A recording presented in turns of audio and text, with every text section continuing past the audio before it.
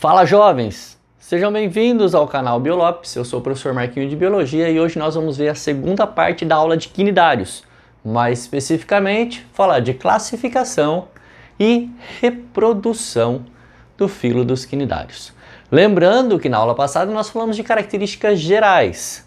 Vale a pena dar uma olhadinha lá em morfologia e alguns conceitos básicos desses animais que também são chamados de selenterados.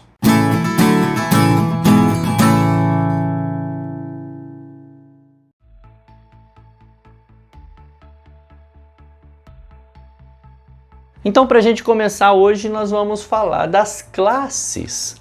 Os quinidários são classificados em 4 grupos, de acordo com a sua morfologia. Então, nós temos aqui, as águas vivas, fazem parte do grupo dos sifozoários, que apresentam esse sifãozinho aqui, por onde a água entra na lateral e sai para projetar ela numa ação e reação durante seu movimento. Então ela joga água para baixo e se movimenta para cima. Os cubozoários, que têm esse formato mais arredondado, são representados pela vespa do mar, inclusive o quinidário mais perigoso que existe.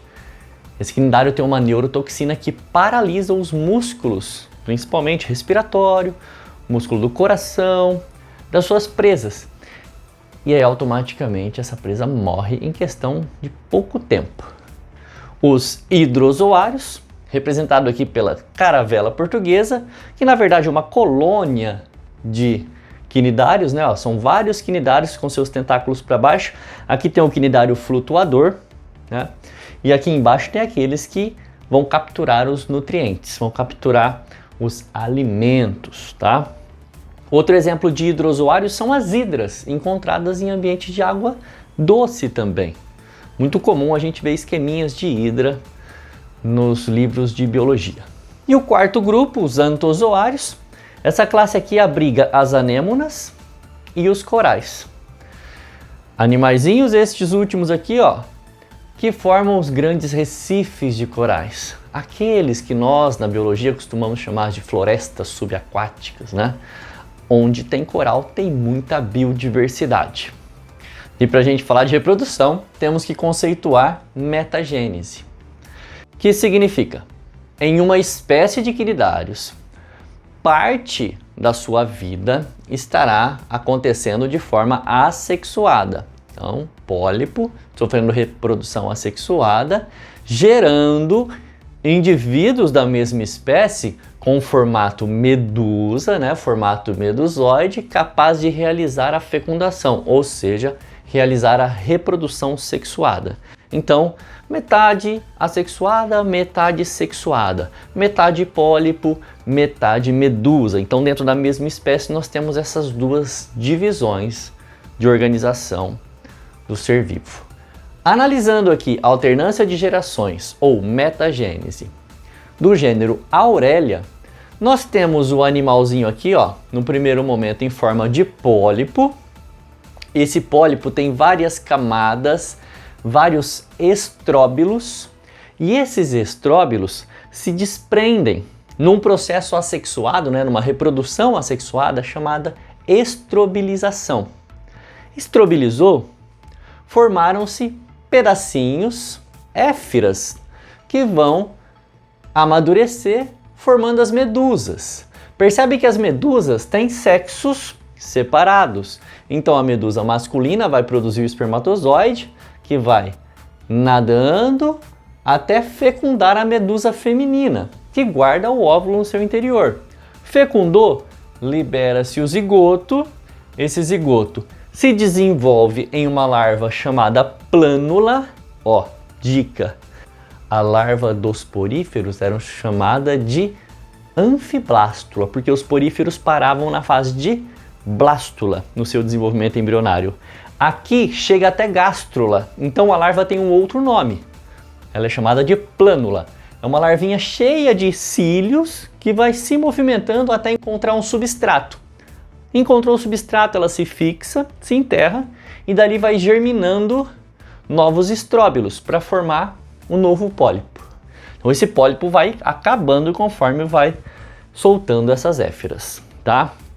E no caso da alternância de gerações ou metagênese do gênero Obelia, nós temos aqui, ó, um pólipo apresentando dois tipos de extremidades.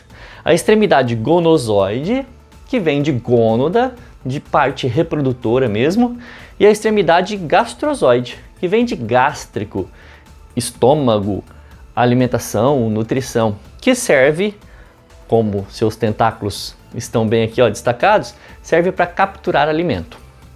No caso das regiões gonozoides, olha só, vai acontecer a reprodução assexuada do tipo brotamento, então vai brotar medusas, e essas medusas também de sexos separados.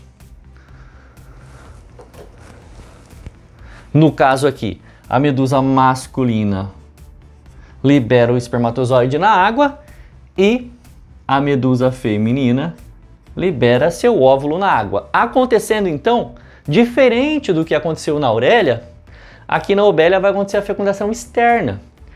Essa fecundação externa dá pra gente um zigoto, esse zigoto se desenvolve em larva plânula e essa larva plânula se fixa para dar origem a um novo pólipo. Uma coisa legal da gente destacar aqui é a diferença entre reprodução sexuada e assexuada. Relembrar, né, conceitos básicos. Toda reprodução sexuada acontece fecundação. Isso aumenta a variabilidade genética e é ótimo. Se ela tiver uma fecundação interna, significa que a fêmea não precisa gastar muita energia produzindo bastante óvulos para jogar fora. Jogar no exterior, né, no meio onde ela se encontra. No caso, na água.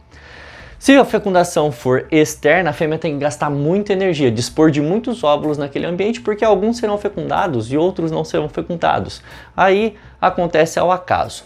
Já a reprodução assexuada, seja ela estrobilização, seja ela brotamento, é uma reprodução onde gera indivíduos com o mesmo tipo de material genético, porque como não aconteceu fecundação para surgir esses seres vivos, eles vêm de uma mesma linhagem gênica, tá bem? Então, qual a vantagem de uma reprodução assexuada se ela tem indivíduos todos iguaizinhos? A velocidade. Enquanto a velocidade é um problema para a reprodução sexuada, porque ela é mais demorada, no caso aqui é uma vantagem para a reprodução assexuada. Em contrapartida, a variabilidade genética é uma vantagem para a reprodução sexuada e uma desvantagem para a reprodução assexuada, porque não possui variabilidade genética. Ok? Espero ter te ajudado. Se não é inscrito, se inscreva e ative o sininho para receber as notificações sempre que o professor postar uma aula nova.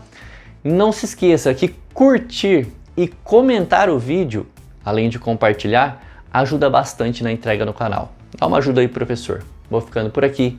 Beijos e abraços. Fui!